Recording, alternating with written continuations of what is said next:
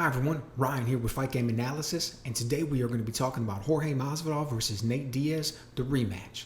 If you've been enjoying the content, please go ahead and like the video and also subscribe to the channel. Really appreciate your support.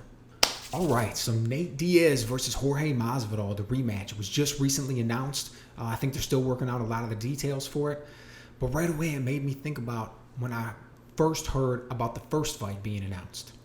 And man, I was excited right away. I was geeked like so many other people.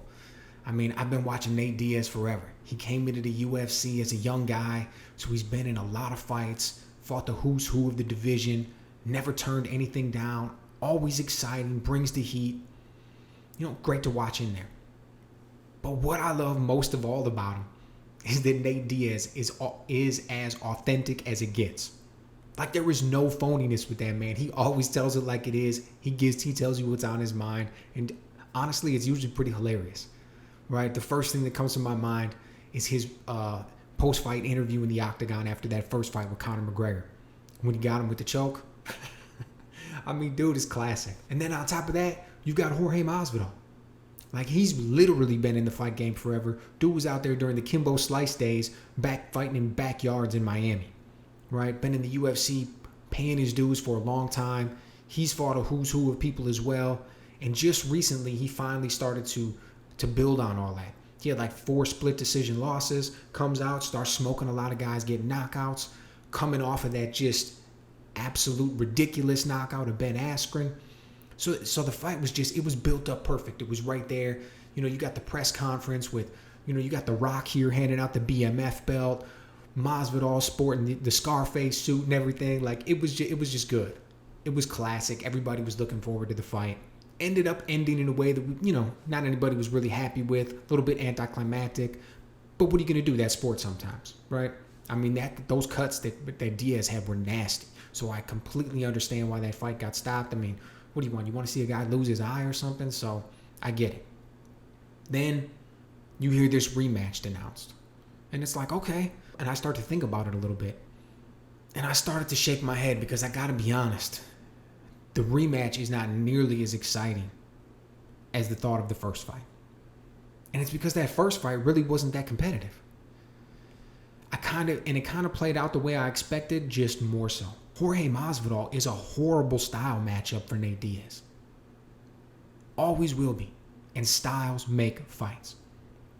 Nate Diaz is able to beat guys with his 2 biggest weapons. And his 2 biggest weapons are his pressure and his cardio. So when he's going up against a superior striker, he wears him down with that pressure. Just absolutely smokes him with the cardio. Just gets in there, and he's not pretty.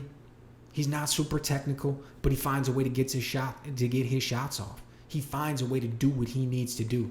Works his way into the clinch. Uses the dirty boxing, lands hard punches on guys, and just wears them down and just breaks them, right? It particularly works when you're dealing with a guy who lands single shots. Like, I think about when he went in against Anthony Pettis. He was even able to get a couple takedowns in there. And takedowns isn't Diaz's game at all, right? Now, when you come up against a guy like Conor McGregor, he was able to wear him down with the pressure and the cardio. I mean, it was different because Nate's just an all-time tough guy, so he was able to eat all those shots that McGregor threw.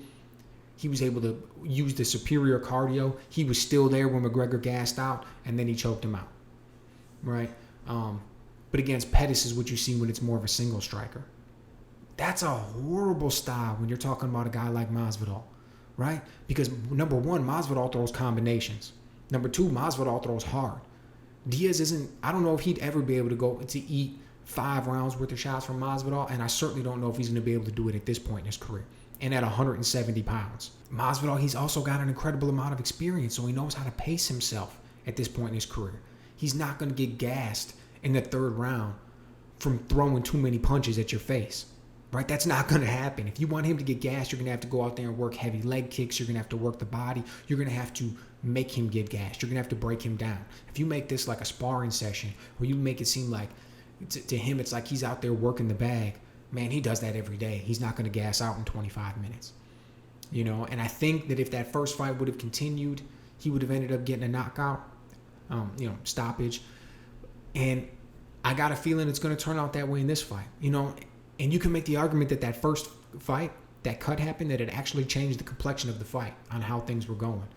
I'm not really so sure about that. Nate Diaz has a tremendous amount of scar tissue on his face. He's, particularly above those eyebrows. He's used to getting cut. That's nothing new for him to see blood in a fight. So I don't really know if it changed the way that he was fought that fight.